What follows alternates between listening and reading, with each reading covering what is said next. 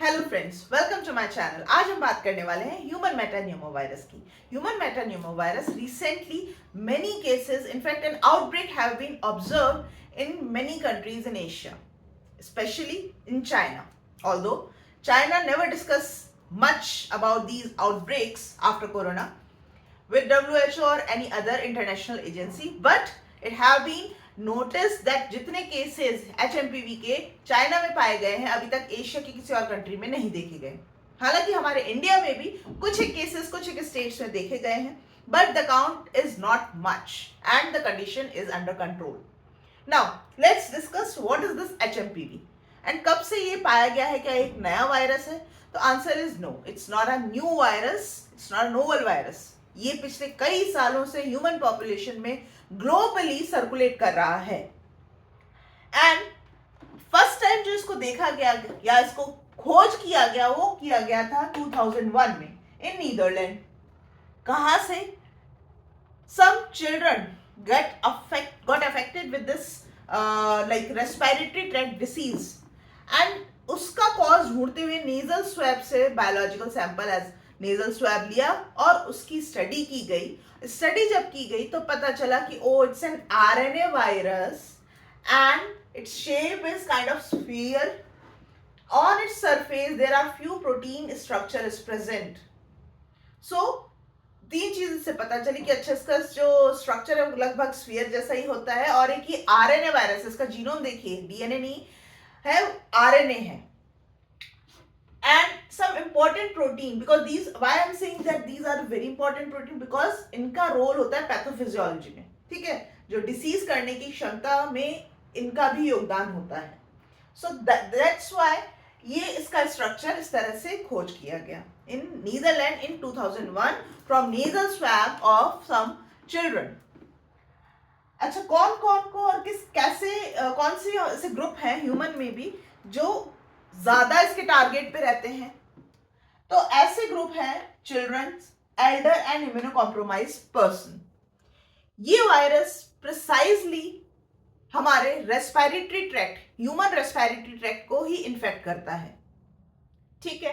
और हम सबसे ज्यादा वल्नरेबल पॉपुलेशन में आते हैं children, Elder and immuno compromised person. Now अगर मैंने बात की थी अभी कि ये ग्लोबली सर्कुलेट कर रहा था, तो ग्लोबली के सभी कंट्रीज सभी जगह पे पाया जाता है, सभी कॉन्टिनेंट्स में। तो देखिए as per the literature and precisely by WHO it is mainly circulate and causes infection in the temperate zone of northern hemisphere। अर्थ के भी ना नदर हेमिस्फीयर में ज्यादा देखने को इसके केसेस मिलते हैं। ये कब स्प्रेड होता है? स्प्रेड की स्पेलिंग गलत है, SPREAD। सो स्प्रेड होता है मेनली इन विंटर में एंड अर्ली स्प्रिंग में। ये दो सीजन ज्यादा खतरनाक होते हैं। विंटर आते ही HMPV के इन्फेक्शन होने के चांसेस ज्यादा बढ़ जाते हैं।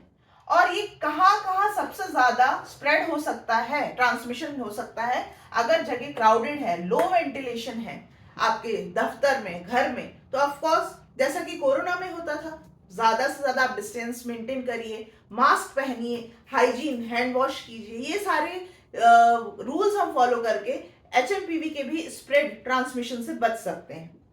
डिसीज की बात करें तो इंक्यूबेशन पीरियड यानी कि एंटर होने के बाद से सिम्टम आने तक का समय होता है 3 से 6 दिन का। इसके सिम्टम्स होते हैं cough, runny nose, sore throat, headache and fever of course. Severe condition, जब अगर पेशेंट अनट्रीटेड है, मान लिया कि सिंपल जुकाम ही है, क्या दवाई लेनी इसकी या क्या हमें डॉक्टर के पास जाने की जरूरत है, क्या टेस्ट कराना, हल्के में अगर ले लिया है तो बिल्कुल आपको ब्रोंकियोलाइटिस हो सकता है, न्यूमोनिया हो सकता है, विजिंग हो सकता है and in very rare cases it may cause death also.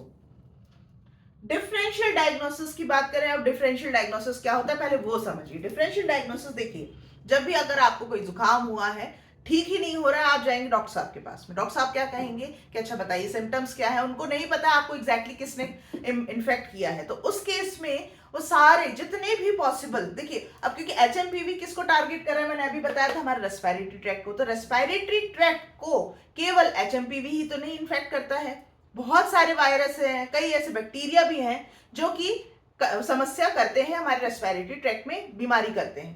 तो डॉक्टर साहब क्या अनुमान लगाएंगे, अच्छा भी दवाई लिखता हूं मैं, हो सकता है इसको आरएसवी, इन्फ्लुएंजा हो गया हो, कोरोना हो गया होगा, अच्छा कोई बैक्टीरिया भी हो गया हो, तो वो पहले कोशिश करेंगे आपको दवाइयां इस तरह से सोच दें कि मैक्सिमम चीजें कवर हो जाए। तो डिफरेंशियल डायग्नोसिस इज नथिंग जब आप की एग्जैक्ट बीमारी का या पैथोजन का ना पता हो, लेकिन सारे के सारे हमें कंसिडर करने रखते हैं जो कि सिमिलर होते हैं, तो उस केस को, उस ऐसी स्थिति को हम कहते हैं डिफरेंशियल डायग्नोसिस। अब इसका डिफरेंशियल डायग्नोसिस में कौन कौन आते हैं, इन्फ्लुएंजा वायरस आता है, आरएसवी आता है, कोरोना वायरस आते हैं, एंड कुछ बैक्टीरिया भी आते हैं।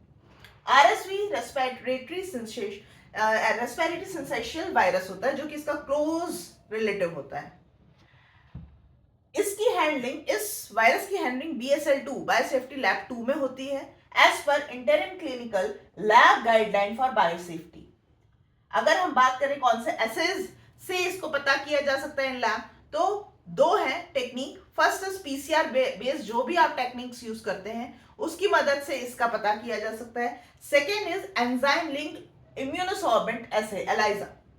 ठीक है, हाउ वी कैन मैनेज, तो we can not manage it actually, because इसकी ना ही कोई वैक्सीन है अभी तक, ना ही कोई प्रॉपर दवाई है। सिम्टोमेटिक रिलीफ के लिए डॉक्टर साहब आपको दवाई लिख के देंगे, अच्छा आप स्टीम ले लीजिएगा, नेबुलाइजर ले लीजिएगा, बुखार आ रहा है तो बुखार की दवाई ले लीजिएगा, बदन में दर्द है तो उसकी दवाई ले लीजिएगा, एंड विद टाइम आपकी बॉडी इसके लिए खुद ही इम्यूनिटी रेज करती है और विद टाइम चीजें ठीक हो जाती हैं।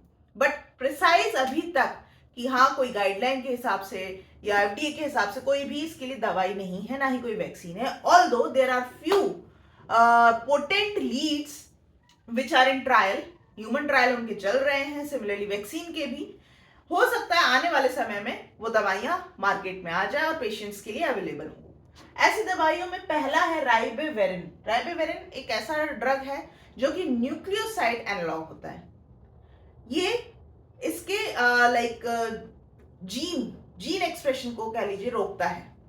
That's why it can be a potent lead, although इसके ट्रायल अभी चल रहे हैं। So this is a summary about the human metapneumovirus. I hope ये लेक्चर अच्छा लगा हो तो please hit the like button, share this video with your friend and please subscribe.